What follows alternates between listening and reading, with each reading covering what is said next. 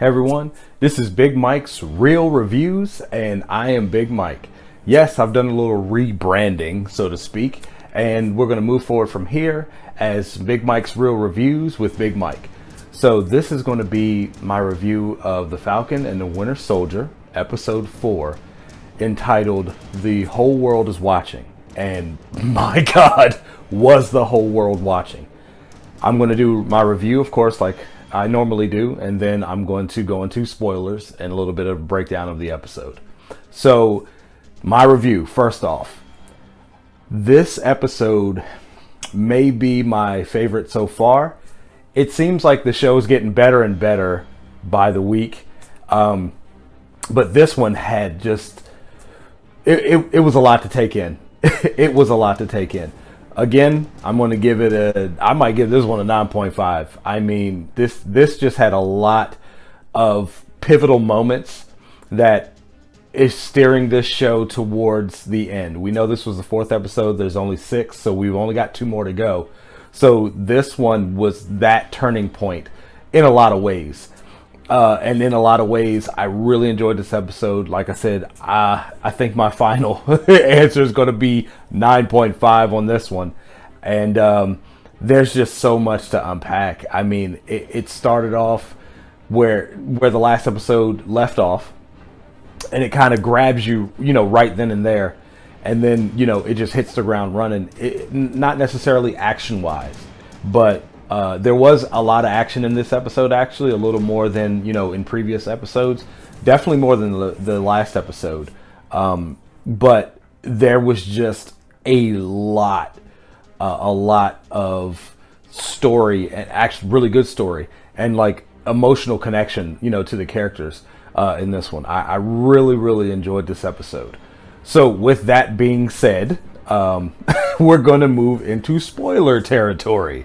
So this is your spoiler warning. If you have not seen episode 4 of The Falcon and the Winter Soldier yet, avert your eyes. Or if you don't care about spoilers or whatever, keep watching, So here we go. Starts out, how Bucky left off where he sees Io in Latvia, okay? They continue their conversation. She gives him 8 hours, okay? She was like, 8 hours, then we're coming for Zemo. We get a flashback of Wakanda where Bucky and Io are sitting around a fire, and he's very apprehensive at this point, okay? He doesn't know if this is going to work. So what I mean by doesn't know if it's going to work is his brainwashing completely gone?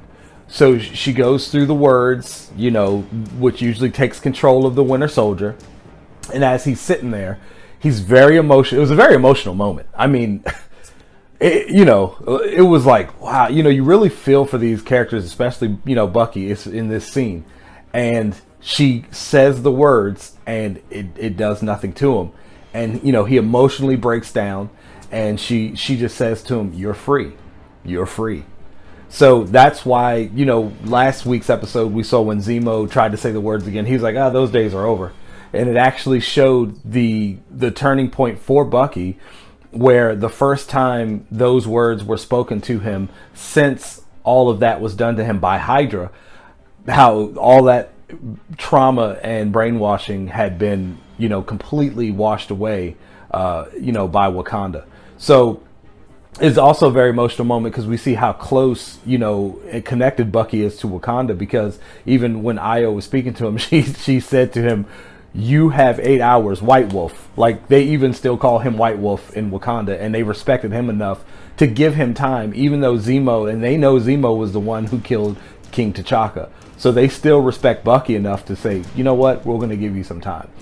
So, Bucky has been accepted, as we saw, and he goes back to Sam and Zemo, and he's like, "Hey, the Dora are here.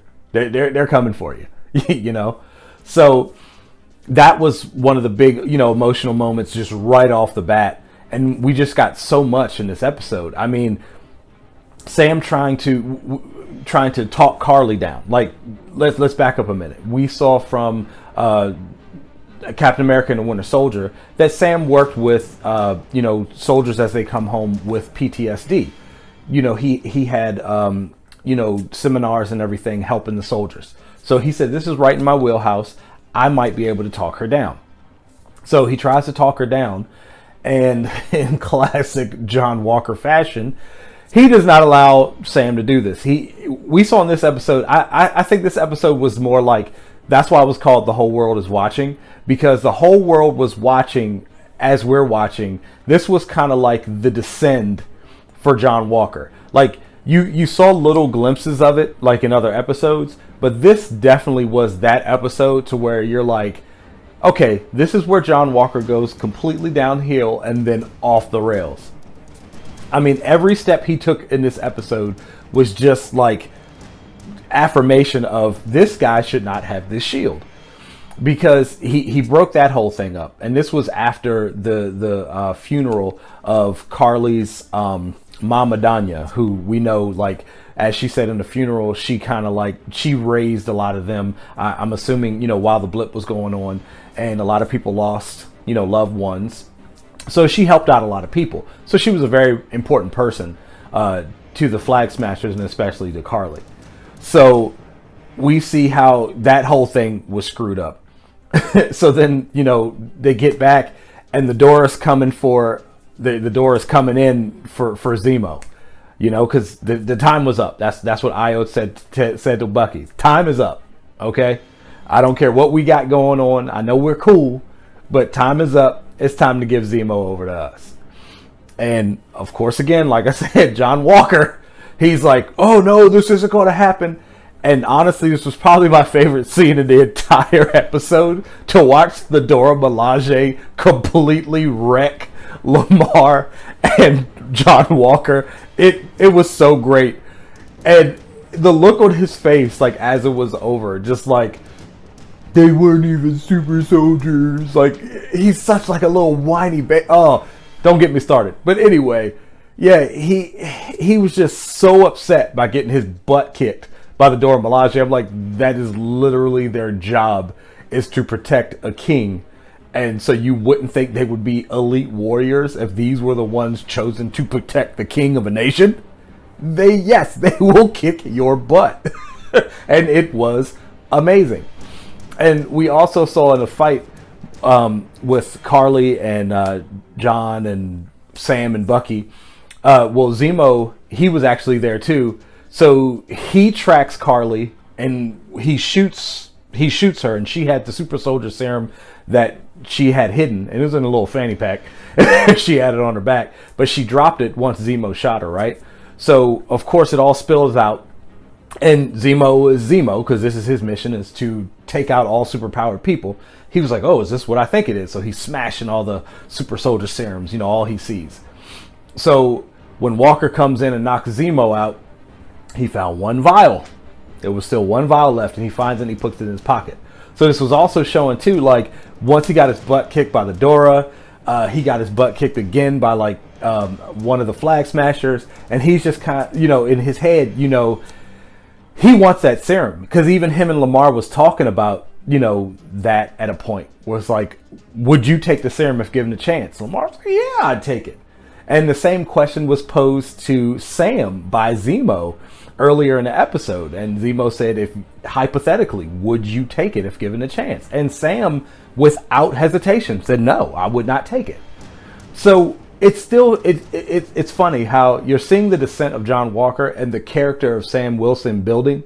So it's really, you see why Steve really trusted Sam with the shield, because we see the character of these two individuals, the person that was chosen by America or the U.S. government to take up the mantle. His character is way down. And then you see Sam, who was chosen by Steve Rogers, who was the best candidate for Captain America, and his rising. You know what I mean? So it's very apparent now who the real Captain America is and should be. Sam Wilson. And later on in the episode, where they're fighting the Flag Smashers yet again. Now this was when tragedy struck, and the whole thing went to crap. Okay, the whole thing went to crap after this. Lamar Hoskins was in a fight. The four of them, Bucky, Sam, Lamar, and John, they're fighting the Flag Smashers. and their plan was to kill the new Captain America. So we already saw at this point earlier on in the fight that John Walker had very much enhanced his strength. So we know he took that super soldier serum, that one vial he found. So he was fighting the Flag Smashers, and you could see he's throwing them around here and there, bending metal pipes. And Sam's like, well, what did you do? Because he could tell too, okay, this guy's juiced up. You know, he must have found something. So anyway, the fight does not go well, and Lamar Hoskins ends up getting killed by one of the Flag Smashers. Okay, and of course you can see it.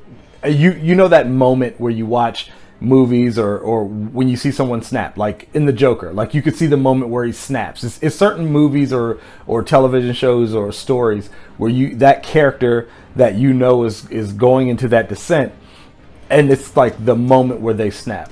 The moment John Walker snapped is when Lamar Hoskins was killed by the Flag Smashers, and he completely loses his mind.